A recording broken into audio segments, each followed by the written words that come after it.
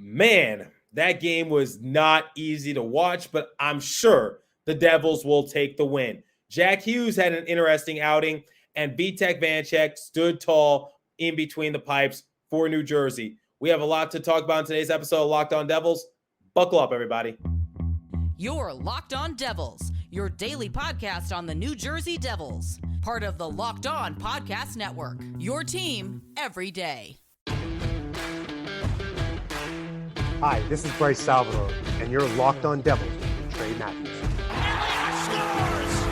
Oh, Steven stepped up, nailed it. Brodor's got the puck. What a shot. The Devils win the Stanley Cup. Alrighty now, what is up, New Jersey? Welcome back to the Locked On Devils podcast here on Locked On Network. I'm your host, college hockey play-by-play announcer, Devils writer for Pucks and Pitchforks, and also part-time credential media member, Trey Matthews. Okay, it wasn't the prettiest. It wasn't the flashiest, and let's be completely honest, that game was hard to watch at some points because that was not New Jersey Devils brand hockey. But a win is a win. It's game 1 of 82. Rust is to be expected. So I'm glad that the Devils got the first one out the way. Hopefully that's one of many for the Devils. So in today's episode, we're going to do a game recap. So in the first segment, I'll share some of my key takeaways from each of the periods for the Devils. And then in the second segment, I'll talk more about some players that caught my eye specifically. I think we already know 2 of the 3 names I'm going to list. And then in the third and final segment, like I do with every post-game recap, I will give the Devils a letter grade, not a pass-fail grade, a letter grade since the games count for real. So let's start off with period number 1 because, like I said moments ago, the game was hard to watch at some point, and I think it was very evident that the hardest period for fans to basically sit through was period number 1 because we were expecting for the Devils to come with a sense of urgency, play with speed, and basically just dominate this Detroit Red Wings team. Now, here's the thing. I did see a team play fast. I saw a team create good looks for themselves.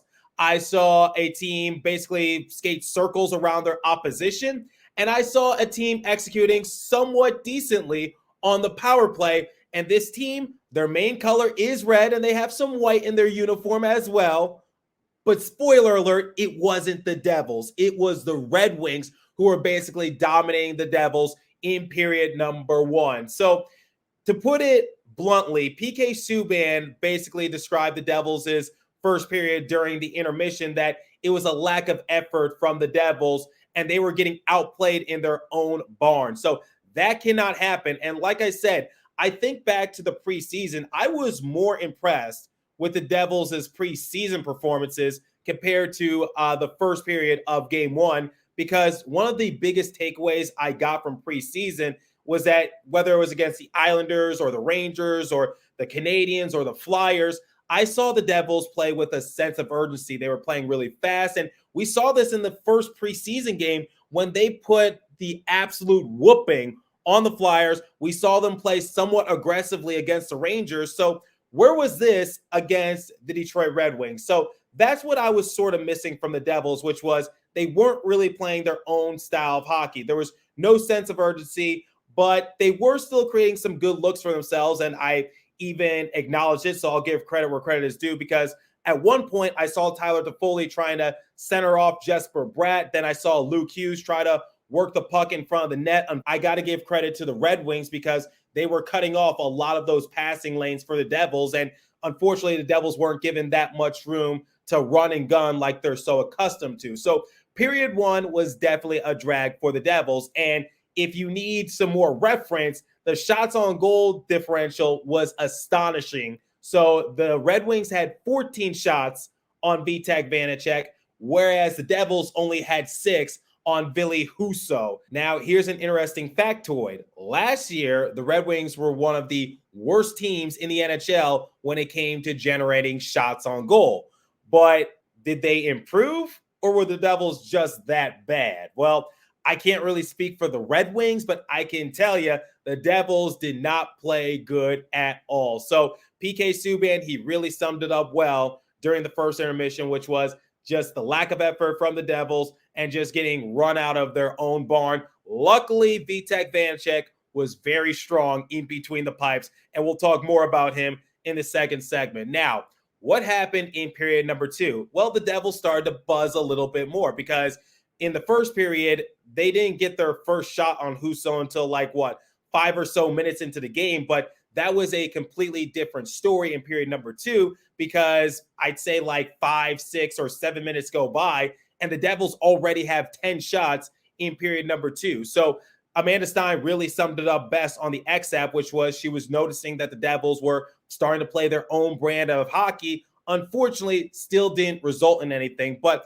I think one of the other key takeaways I got from period number 2 was that it was a game of inches for the Devils because at one point I saw Nico Hischier. He had a golden opportunity to score, and he almost was able to do so. Unfortunately, Husso saw the puck at the last possible second, and he was able to make the save. Timo Meier had not one, but 2 golden opportunities to score. And unfortunately, on the first attempt, Husso just saw at the last second, similar to Hischier. And then there was another instance in which Meier was able to find the back of the net, but unfortunately, it had to be waved off. Now, I know one of the biggest narratives last season was that the Devils had so many goals waved off. I don't know if anyone actually keeps track of it, but if there was an official stat for how many goals that were waved off during the 2022-2023 season, I would bet my bottom dollar that the Devils would be in the top 3 in that category. But it was the right call. Unfortunately, Meier did kick the puck in. I don't think the puck even touched his stick. So unfortunately, we remain scoreless. But I think the biggest talking point in period number 2, and like I said, similar to Vitek Vanecek, we'll talk about this player in segment 2, and that was Jack Hughes because he went Super Saiyan once again. And this time, it's time for Hughes to transition from Devils superstar to NHL superstar, and I have all the confidence in the world. But before we get to that, let's talk about period number 3. What did I notice? Well, it was a battle of special teams because speaking of Jack Hughes, he got a penalty at the most inopportune time. Now, it was a little questionable, and we'll talk more about that in the next segment.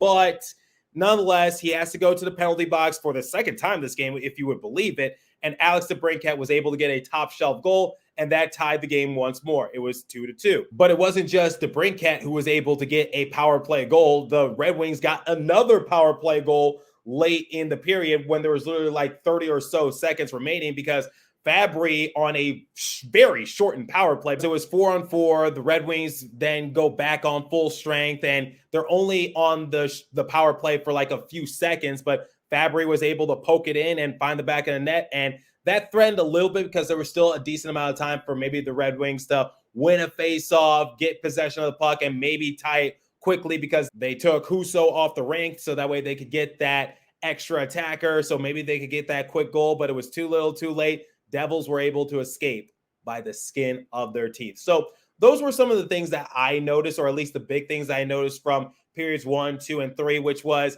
like I said at the beginning of the episode, it wasn't the Devils' best showing. And I think anybody who watches them religiously can attest to that. And they really did escape by the skin of their teeth. But a win is a win. And I'm sure that it's going to get worked out as the season progresses because no team is perfect from the get-go. It's going to take some time to gel, find that chemistry. But I have faith that the Devils are going to get it together. But it's just game 1, not trying to read too far into it, not trying to overreact to it. A win is a win, and just be thankful that the Devils got their first win out the way, and now we don't have to do the whole speculation thing like we did last year where Devils dropped the first 2 games, and now we wonder, are they legit? Are they fraudulent? But no, they got the win, and that's all that matters, and they got another game later tonight when this episode goes live against the Arizona Coyotes. So we're going to talk about some of the heroes for the Devils. A lot of players stepped up their game when it mattered most. Okay, let's talk about some of the specific heroes for the Devils. So as I've been doing with post-game recaps, I usually like to highlight some players that really caught my eye. And this is the part of the episode where we really dissect some of the certain plays that really made or break the Devils. My honorable mention before I list my 3 stars is Dougie Hamilton. Now, I don't know how you guys feel about this because Hamilton did get the game-winning goal in period number 3. He had a great sniper from the top of the point, great setup by Jonas Siegenthaler, and Dougie is picking up right where he left off, and he's just trying to showcase his offensive capabilities. And obviously, he's going to be the go-to guy when it comes to generating points on the Devils' blue line. But speaking of Jonas Siegenthaler, I got to give him the 3rd star of the game, because did you know that Jonas Siegenthaler had a multi-point outing? He had 3 assists this game, but yet I don't think it's being talked about enough. Now, it's something that we talked about during the course of preseason, which is now that Ryan Graves and Damon Severson are no longer on the roster, where are the points going to generate on the Devils' blue line? Well, obviously, I just talked about Dougie Hamilton, but the one thing that I noticed was that players like Kevin Ball, Shimon Nemeth, even though he's in Utica to start off the year, they really showcased their offensive capabilities. And it really shows that the Devils maybe have some gems when it comes to offensive-minded defensemen. Now, obviously, Jonas Siegenthaler's bread and butter is to be a lockdown defenseman. But once again, he had 3 assists this game, and I don't think enough people are talking about it. So he got the secondary assist on the 2nd goal scored by Jack Hughes, and Tyler Toffoli was given the primary assist. But then in period number 3, I literally just talked about it. Dougie Hamilton got the game-winning goal, but who was the one who set him up top for a good look? It was Jonas Siegenthaler. And then on the empty netter attempt, yes, Siegenthaler missed the open net opportunity, but an assist is still an assist, and at least he walks away with a point. Haula was able to locate the puck, and he scored it for himself. So it's not going to be 20 or so games like last year where Haula was searching for his first goal, able to get it out the way. But once again, Siegenthaler got the primary assist. So I think more credit needs to go the way of Siegenthaler, because once again, walking away with a 3-point outing, 3 assists, that is impressive. And it's something that I don't think we anticipated for Siegenthaler to do last year,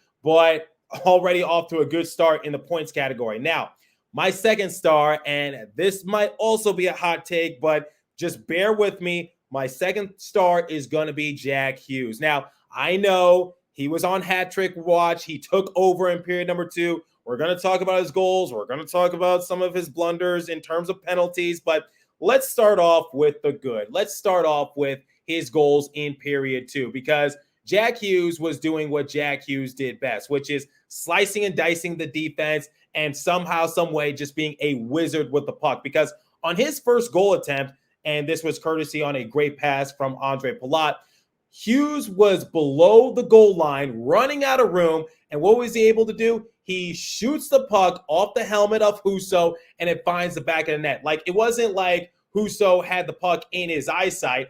Hughes just made an excellent, smart hockey move. Now, if you guys recall, a couple days ago, Wayne Gretzky, the great one, had high praise for Hughes. He basically said that he sees a lot of similarities between his game when he was once dominating the league and what Hughes can potentially blossom into. So that's high praise that Jack is being compared to the great one from the word of mouth himself, Wayne Gretzky. So that just shows like how amazing Hughes is and his just high hockey IQ, because once again, he's running out of room. He's below the goal line, and he just has to let a shot go off quickly, and he just played it like a pinball machine. He used Husso's helmet to net his first goal of the season. Then his 2nd goal, once again, slicing and dicing the defense. Got to give a shout out to Tyler Toffoli for banking the puck off the boards and it finding the stick of Jack Hughes. So he's trying to find some room. He's coming out on the far side. Then he comes into the high slot. He shoots the puck,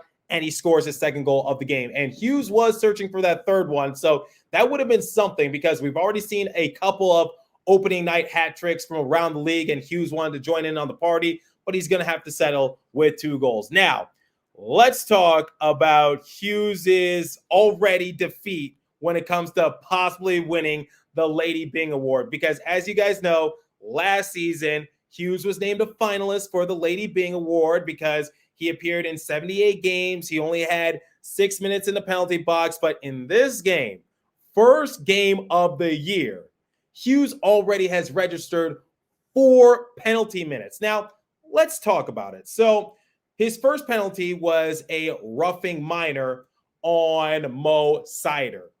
Here's the thing. Was Hughes getting a little rough and tough with Sider? Yeah, but he kind of has to because it's in period number 1, and they were acknowledging this on the broadcast, which was Hughes was just running out of room, and he sees Sider in his rear view mirror, and Sider is a big guy, and Hughes is a little guy. So Hughes is just trying to use his body to the best of his ability to just try to break away from Sider. And unfortunately, he did bump Sider maybe a tad bit. And did Sider sell it a little bit? I personally think so. But at the same time, it was a roughing call assessed to Hughes. And I was a little surprised by that, but I was just like, okay, I can kind of understand it. But his second penalty is something I do not agree on. So in period 3, Hughes was assessed a minor for slashing Jake Wallman. Now, here's the thing. Wallman basically had Hughes tied down to the ground, and Hughes is trying to break free. And I'm like, where's the call, referee? Like, blow the whistle. Like, you see that Hughes is basically being, like, trapped by Wallman. And then Hughes gets up, and he doesn't take exception to it. He's a little frustrated. He felt like Wallman did him dirty. So he just tries to get a little retaliation. And I guess the referee said, you know what?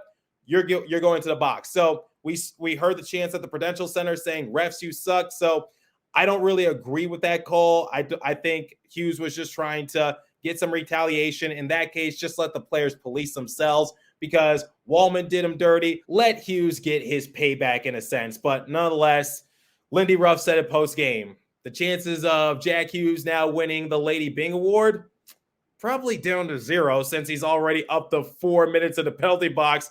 And once again, 78 game appearances last year, only 6 penalty minutes. So, yeah, Hughes had himself quite the interesting night. So, scoring twice on 2 incredible goals, but getting penalties. That's the new Jack Hughes this year. Whatever helps him win the heart, I really don't care. So, I don't think he cares about the Lady Byng Award all that much either. So, I think he has his eyes set on the Stanley Cup and the Hart Trophy. Now, my first star of the game, Vitek Vanecek, because Dougie Hamilton was quoted to say post-game that it probably could have been a 5-0 game after the first.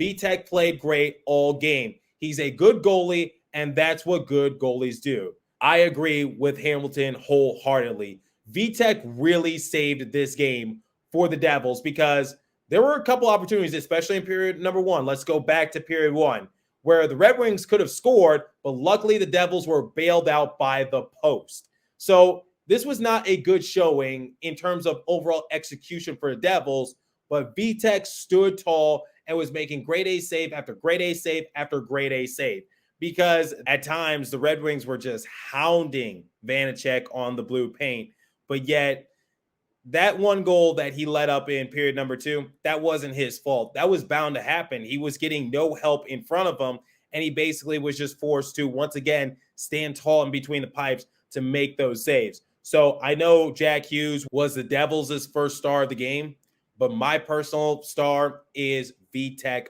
Vanecek, just because of what he was able to do from the opening faceoff to the end of the game. And once again, just making those crucial saves to give his team a chance. So the Devils do not win this game without the contributions of Vitek Vanecek.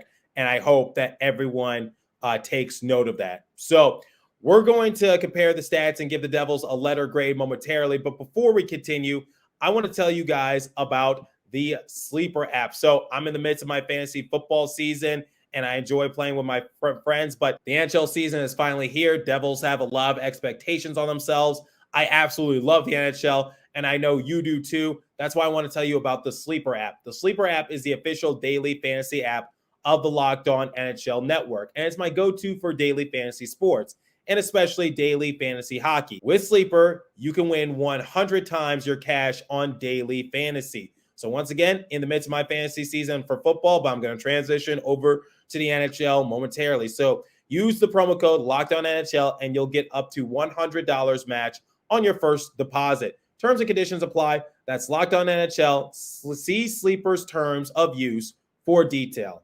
And now, let me tell you guys about Jase Medical. The Jase Case provides 5 life-saving antibiotics for emergency use. All it takes to get a Jase Case is to fill out a simple online form, and in some cases, jump on a quick call with one of our board-certified physicians. Get ongoing care from our physicians on any treatment-related questions. Doctor created, doctor recommended. So don't get caught off guard and be unprepared. Everyone should be empowered to take care of themselves and their loved ones during the unexpected. Jase handles everything from online evaluation to licensed pharmacy medication delivery and ongoing consultation and care.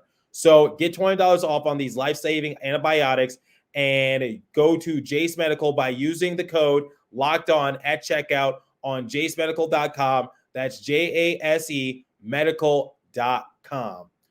Okay, so like I do with every post-game recap, let's compare the stats, and I will give the Devils a letter grade. So shots on goal differential, 35-27 in favor of the Red Wings. I want to talk about that real quick. So period number 1, like I said early on in the show, 14-6 in favor of the Red Wings. Second period, Devils were much better, like I mentioned in the first segment, 15-11 in their favor. Then period 3, Red Wings once again, 10-6 in their favor. So the Devils didn't give Vitek much help in front of them. And that first goal that he led up to Daniel Sprong wasn't on him. He did everything he could, but the Red Wings were just corralling the rebound relentlessly, and Sprong was just able to poke it in. And that sometimes happens. Nothing you could do. It was bound to happen. So Devils, make sure you help out your goalies because that can't happen every game. But once again, not trying to overreact to it. So just something I wanted to touch on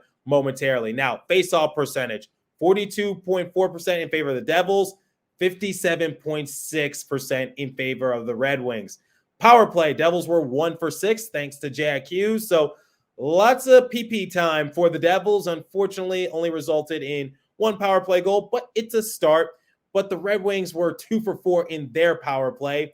Penalty minutes, Red Wings had 12, Devils had 8. Hits, the one thing I could be proud of, Devils had 32, Red Wings had 24. We saw the Red Wings be the better team in period number 1, but the Devils maintained their aggression as the game progressed. Blocks 14-11 in favor of the Red Wings.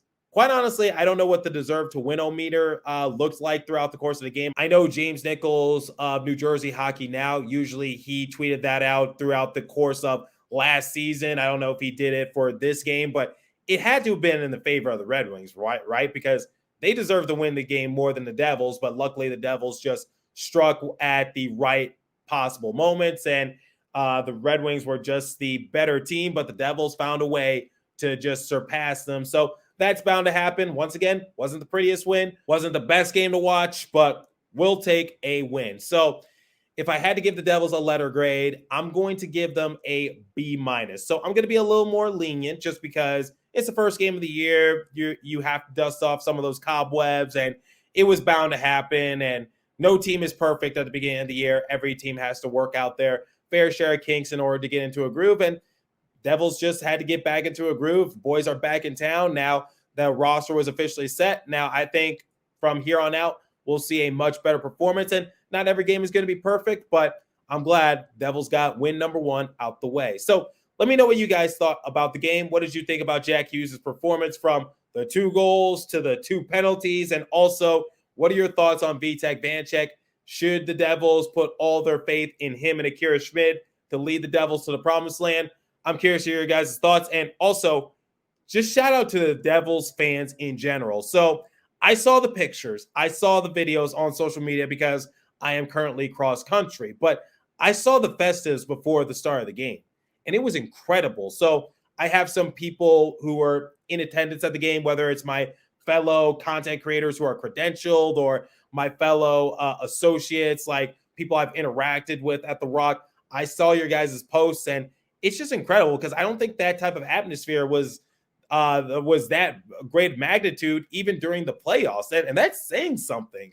So shout out to the Let's Go Devils podcast. Obviously, Sam Wu is a friend of the show. I've been on their show a couple times throughout my years of covering the Devils. So yeah, it's just amazing to see. Let's keep this train going, and let's keep the support of the Devils going forward. So amazing to see, and just I love the festives. I love the red carpet event where the Devils just interact with their fans before entering the arena to get ready for a game, the autograph sessions. It's just really cool to see. But yeah, shout out to the entire Devils fan base for coming through and basically putting on a great party at the Prudential Center. So that's all the time I have for you guys. So continue to stay safe. Have a wonderful day in New Jersey. Go Devils. I'll catch you guys in the next episode. Thanks for listening once again.